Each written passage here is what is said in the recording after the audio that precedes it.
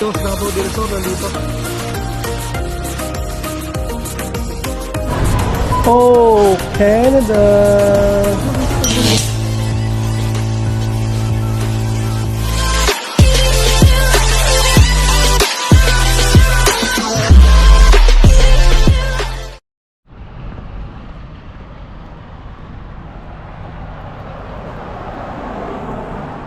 Good morning mga par. Yun, welcome back to my channel again to this Friday. So, yun, pasok tayo mga par, no? Yun, ano nga tayo ngayon? Nalipat ulit tayo ng ibang ruta mga par, no? Nakita ko yung schedule, ibang ruta na naman tayo ngayon. So, yun yung paglipat ko galing sa yun sa dating ruta ko mga par, no? Nilipat ako ng isang ruta which is Mississauga. Tapos kahapon nag downtown tayo, no? Ngayon balik ulit tayo sa Mississauga mga par. So doon ulit tayo nilipat ng ating boss, no? Ayun.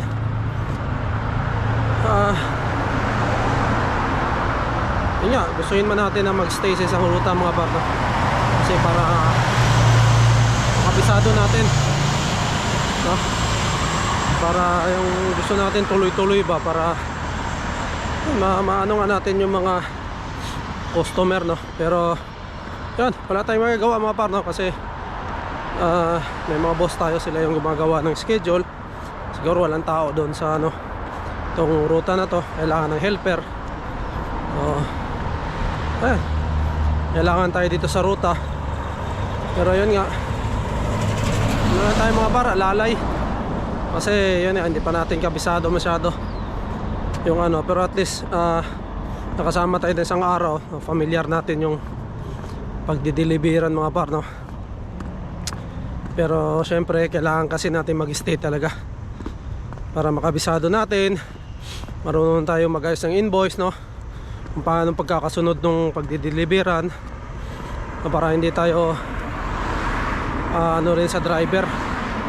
Kasi syempre para ang driver busy rin yan, nagda-drive yan eh.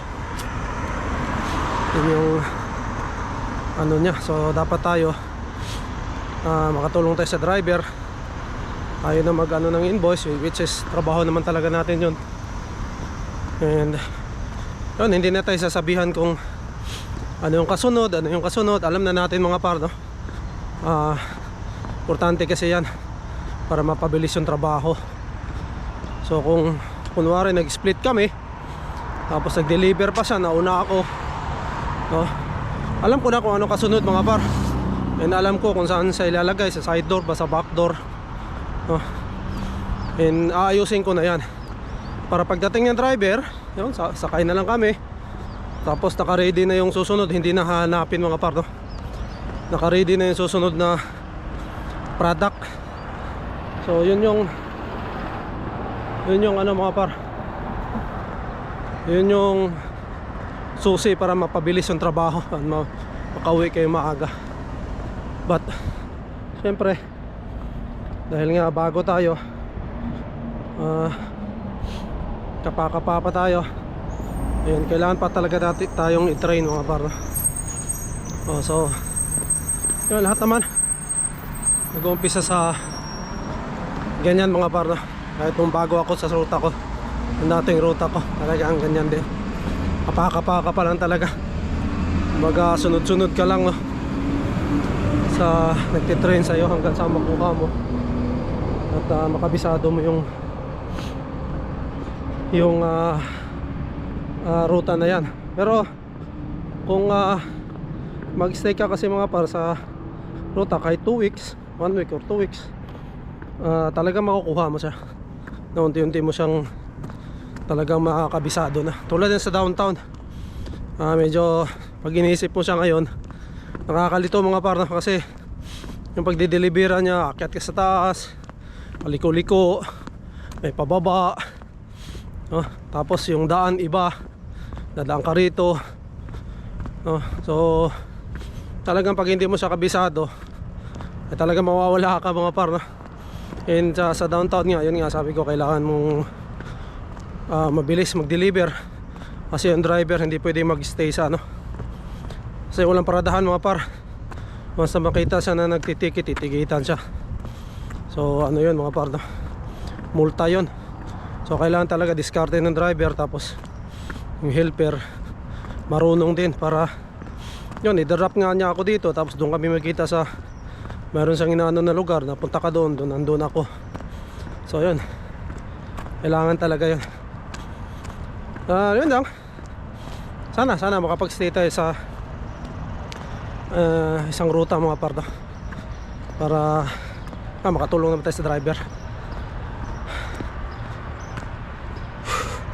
Yan, syempre yun nga, kaya gusto kong makalipat sa ibang ruta mga pardo, kasi gusto nating magpahinga naman yung kasama natin na helper din, kasi matagal na nga siya dyan. So yun, gusto natin siya mapunta naman sa magagaan na ruta para makapag-relax naman siya mga par. And tama lang din yan na rotation, para yun nga matuto tayo ng ibang ruta din, no? And syempre yung kasama natin makapagpahinga din, kasi may mga ruta kasing relax lang nga par. Ayun, yun lang. Pero sa ngayon mga par, no, Mississauga tayo ngayon. Alis kami ng 7:30. Tapos yun nga, maghapon na yun mga par, no? Maghapon na yun, 7:21 na. Malapit ako dito sa trabaho. So yun lang mga par, tignan natin yung kapag-vlog tayo mamaya. Yun yung araw, ganda, diba? Yun, tapos na mga par, tayo mag-deliver Mississauga. Swerte may mga par, no, kasi nasaktuhan namin yung may supermarket kasi kami. Supermarket kasi mga par, loading dock. So maswerte kami kasi nasaktuhan namin na bakante. So isa yun sa nagpapatagal mga par, no, yung may loading dock kasi ano yun mga par, pag may mga nakapila maghihintay ka. So usually sabi nung driver ko, pag mahaba ang pila mga par, mga 1 hour ka daw maghihintay. So laking ano nun, pag 1 hour maghintay. So ayun, swerte kami at nakachamba kami, no? So bukas doon ulit ang ruta ko mga par. Papasok lang tayo.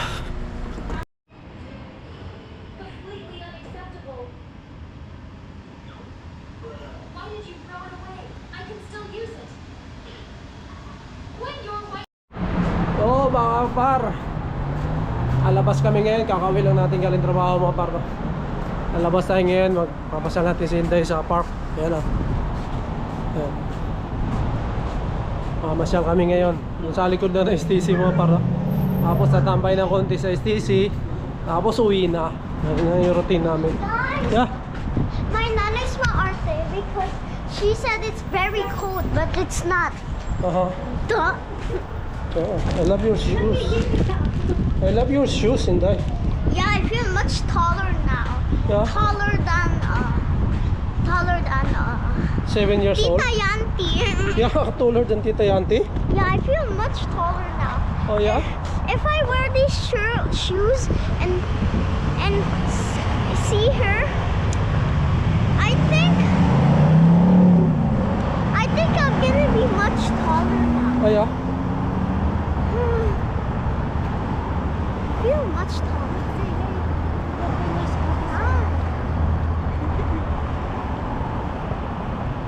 Bulan yung dalawa, oh. Laki na ni Inday mga par. Parang kailan lang yung anak natin, oh. Biglang tangkat. Nakakatuwa lang. Nakasabay yung nanay niya. Ito yung kagandahan sa nagtatrabaho sa land base mga par, no? Kasi kahit na nakakapagod yung trabaho mo buong araw, pag uwi mo sa pamilya mo, nakakabanding mo sila, no? Naiyakap mo, nahalikan mo. Yun, priceless yun mga par. Napaka sarap sa pakiramdam, no? So hindi natin to nagagawa, no? Nagpaparko tayo para tayong ano, wala eh, ganun yung kapalaran ko noon, nakakala ko noon. Pero yun, maswerte nga tayo, nabigyan tayo ng pagkakataon na magtrabaho dito mga par. Ayun, kakakainan din natin mga par. Kaya gusto ko rin maglakad-lakad, oh. Medyo pagod ako pero gusto ko maglakad-lakad para matunawan din. Yung ihiga lang tayo. Ayan ang dalawa.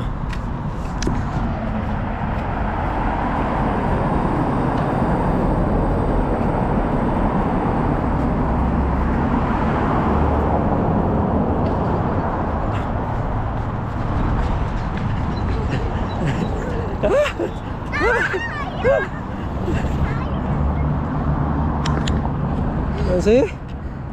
You're tired. Told you. And Lolo to pick me up from school, from daycare. Yeah, you can do that. I mean with Nanay. You can go with Nanay. Yeah. And Tita Yanti will bring her car. Uh-huh. My I'm tired. Yeah. Ty! Their best. Huh? Ty, today there were scientists in the school. What? Yeah, actually. Uh-huh. We stayed in the school. Yes. And then there was like Harika's parents. Uh-huh. Only mom. Because his mother was the dog. Yeah. And then Mahmoud's parent. Alright. Not Mohammed Assad, the other Mahmoud. Uh-huh. So, and then the two parent Ty also. Yes. For the zoo trip, you can have your parents go to the zoo with you. No, not me, because you and Nanay has homework. Ganda nung... I wanna see it. Oh, it smells so good. Ty, smell Huh? it. Ty, this is the flowers that I'm Yeah. talking about in my painting thing. Oh. Yeah. These are the Uy, flowers. don't touch it. These are the flowers that I tried cooking.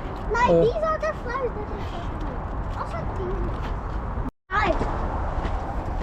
Taas mo pero. Oh, I'm so tired. I'm Lolo Gerson. Ty, you're 39 years old.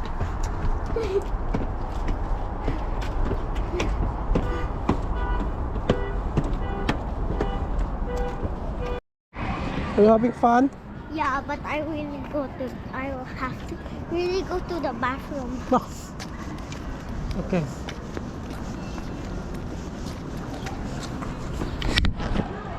Sorry, tapos na kami mag-playground mga bardo. Pasok na kami sa STC. Nakapasok na kami sa STC kasi magsasara kasi ito ng alas 9 para makagala-gala pa kami dito sa loob mga par. Medyo lumalamig na rin kasi. Kaya kailangan na rin natin pumasok. Malamig na rin.